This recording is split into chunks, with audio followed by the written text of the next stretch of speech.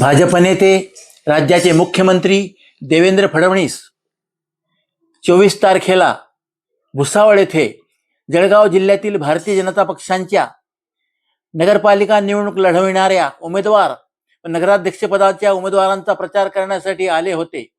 या ठिकाणी त्यांची भव्य अशी जाहीर सभा झाली।